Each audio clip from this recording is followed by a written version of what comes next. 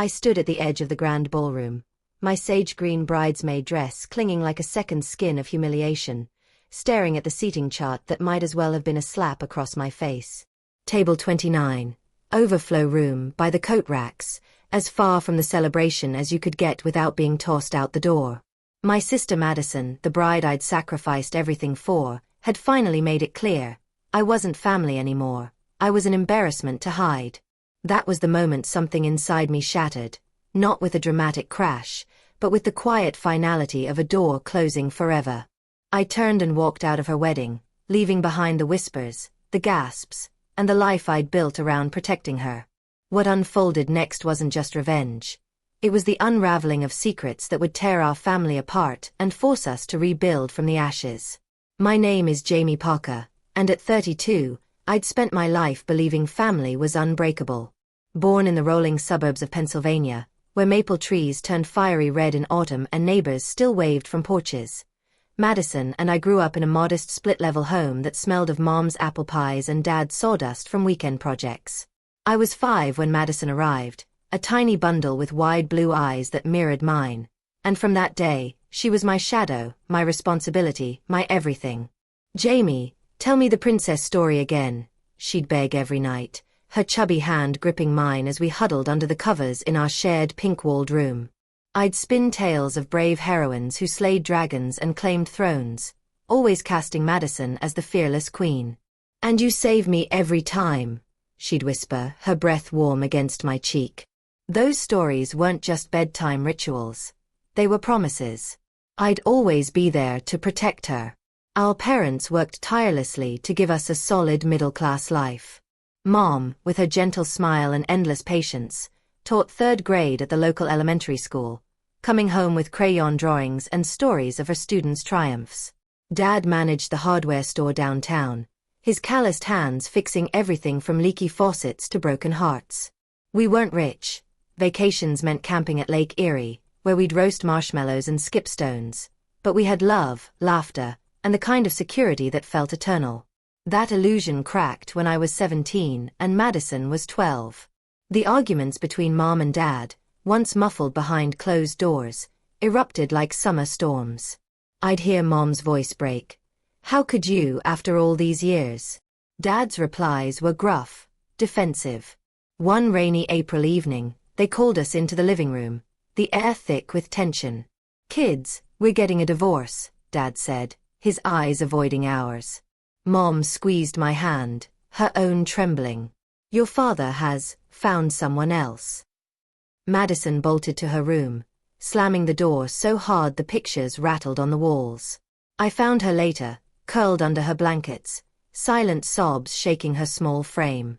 "It'll be okay, Maddie," I whispered, sliding in beside her. "I'll always be here for you. We're a team, remember?" From that night, I became more than a sister. I was a stand-in parent. Dad moved across town with his new girlfriend, a perky real estate agent half his age, and his visits dwindled like autumn leaves. 2 years later, he relocated to Arizona for a fresh start, sending sporadic birthday cards with $20 bills tucked inside. Mom picked up extra tutoring gigs, her face growing lined with worry, leaving me to handle the daily grind, driving Madison to soccer practice, helping with algebra homework, cheering at her school plays where she shone as the lead. I shelved my dreams of attending college out of state, enrolling instead at the local community college. "It's just for now," I told myself, flipping burgers at the diner on weekends to help with bills. Madison needed stability, and I was determined to provide it. "You're the best big sister ever," she'd say sometimes, hugging me tight after a tough day. Those moments made the sacrifices worth it. But as Madison hit her teens, the changes crept in like shadows at dusk. At 14, she fell in with a crowd from the upscale side of town, kids with trust funds and BMWs for their 16th birthdays. She'd come home demanding designer jeans we couldn't afford. "You don't get it, Jamie," she'd snap when I explained our budget. "Everyone who matters has them. I look like a loser in these hand-me-downs." By 16, my sweet little sister had morphed into a sharp-tongued socialite. Her beauty, long blonde hair, porcelain skin, turned heads, but her attitude turned stomachs. She distanced herself, rolling her eyes at my lame community college stories. Maybe now Mom will stop comparing me to perfect Jamie, I overheard her gripe to a friend on the phone one night. The words stung, but I brushed them off. She's just a teenager, Mom would say, exhausted from double shifts. She'll grow out of it. I transferred to State University for my teaching degree, working mornings waitressing and evenings tutoring. Every spare dollar went home: groceries, utilities, Madison's prom dress. Meanwhile, she coasted through high school, leaving her room a disaster zone and chores undone. Mom was too tired to enforce rules, and I was too far away to intervene daily. When Madison got accepted to Binmore College on a partial scholarship, an elite liberal arts school with ivy-covered halls and tuition that could buy a house, we celebrated like we'd won the lottery. Unspoken was the fact that Mom dipped into her retirement savings, and I sent monthly checks to cover the rest. We want her to have opportunities, Mom insisted when I questioned the strain. You've always been so independent, Jamie. Madison needs more support. So I took out extra loans, deferred grad school dreams, and focused on my 5th grade classroom, where sticky-fingered kids reminded me why I loved teaching. At Madison's high school graduation, I beamed from the stands, even as she barely waved back. Our bond frayed further in college. Calls became texts, usually pleas for money, need $200 for books, or spring break. I'd visit her campus, a 3-hour drive, only for rushed coffee meets where she'd check her phone constantly. College is intense here, she'd say. You wouldn't understand, state's not the same. I swallowed the hurt, sending care packages of homemade cookies and motivational notes. She's under pressure, I'd tell myself. Deep down, I feared the gulf widening between us wasn't just educational, it was fundamental. Then, during her senior year, Madison called on a Tuesday night, voice bubbling like champagne. I met someone, Jamie. His name's Adam Whitfield. He's studying law at Penn, from this old Boston family. Serious connections. He took me sailing on their boat for our 3rd date. It was our longest chat in months. I was thrilled for her joy, saddened it took a guy to prompt it. He sounds wonderful. When do I meet him? A pause. Well, these things take time. His family's particular about who he brings into their circle. Warning bells should have rung, but I ignored them. Over months, Madison's Instagram became a glossy magazine. Rooftop bars, Hamptons weekends, outfits screaming luxury.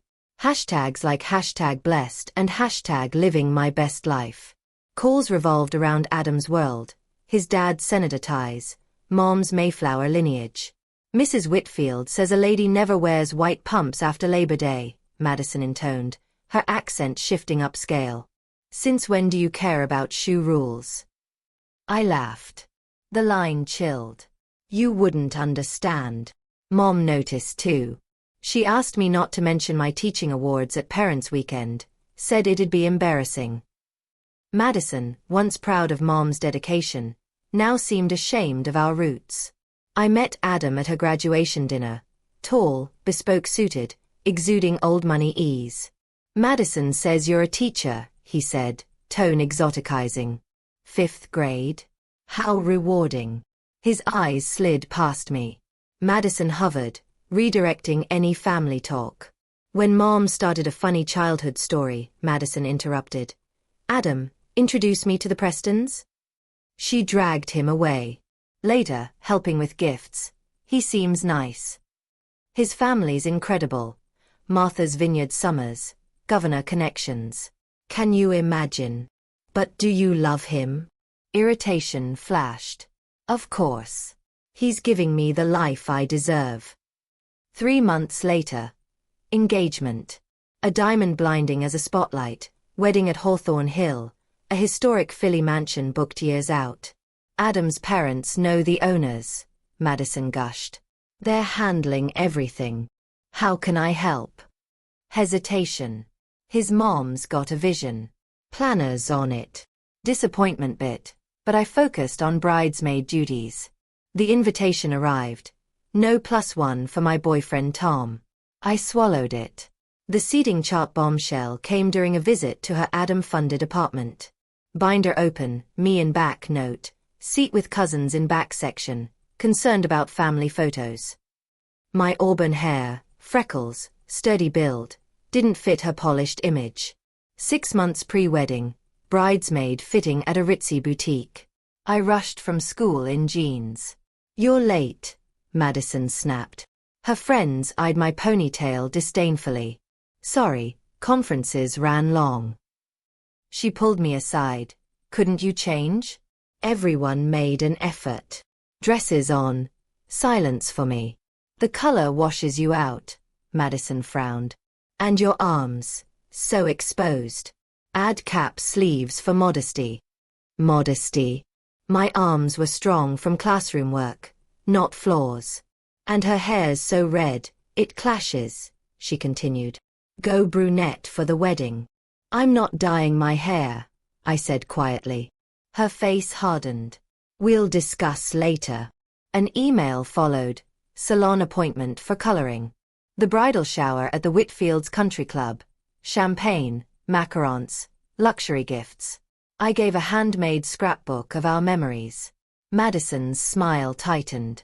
"How thoughtful," she set it aside. In the hallway, overhearing. "That scrapbook, so tacky.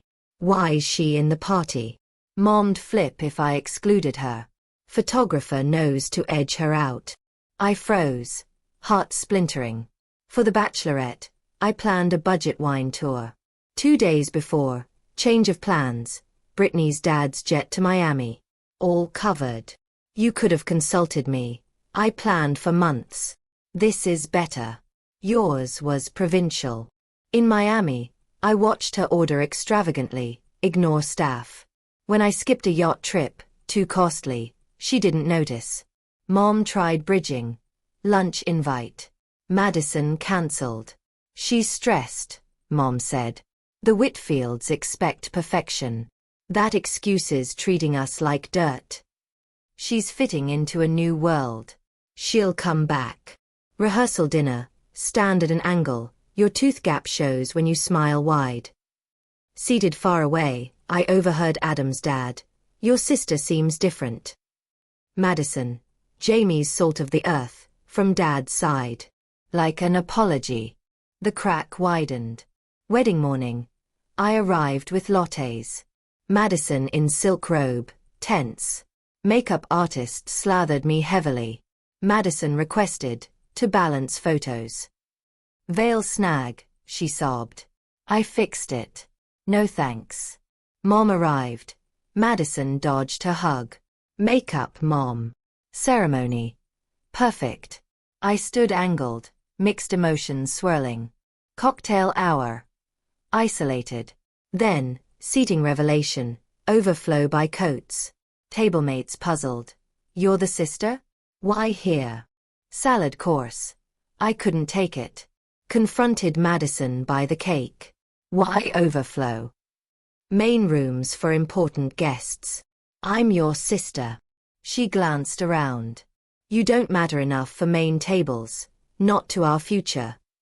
Broken, I walked out. Her panicked calls. "Jamie." "Wait."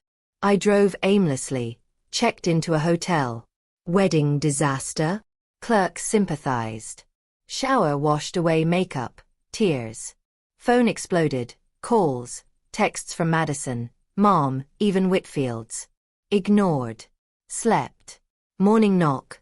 Mom, via Find My iPhone. Chaos after you left. Madison melted down, blamed you. Adam asked why. She lied about seating, his mom denied. Tensions rose. Madison confessed embellishments. Dad as tycoon, Mom retired from elite school. Why? I whispered. Ashamed. Reception strained. Honeymoon postponed. Madison's 3 a.m. voicemail, slurred threat to end it all. Mom stayed with her. Adam left for parents. Week later, Madison at my door. Adam wants annulment. You're happy, she accused. Jealous. I've sacrificed everything. You held it over me, Saint Jamie. Twisted view. She stormed out when I suggested therapy. Wrestled emotions. Decided. One last help. Truth. Met Adam for coffee. Showed real Madison photos. She's lost. Terrified of rejection. Not excusing, wrong. But give her a chance. He agreed to group meeting. There, Whitfield's disappointed in lies, not background. Character over pedigree. I to Madison, I love you, but no more mistreatment. Boundaries. Madison broke. Don't know who I am. Twist. Adam's dad revealed humble roots. Scholarship kid, janitor dad. Values from modesty. Framework. Therapy, counseling, donation, amends. Why help? Madison asked. Worth fighting for. 6 months later. Backyard vow renewal. Simple. Authentic. Madison's toast. You showed real strength. I'm finding me. Setbacks, but growth. Madison volunteers.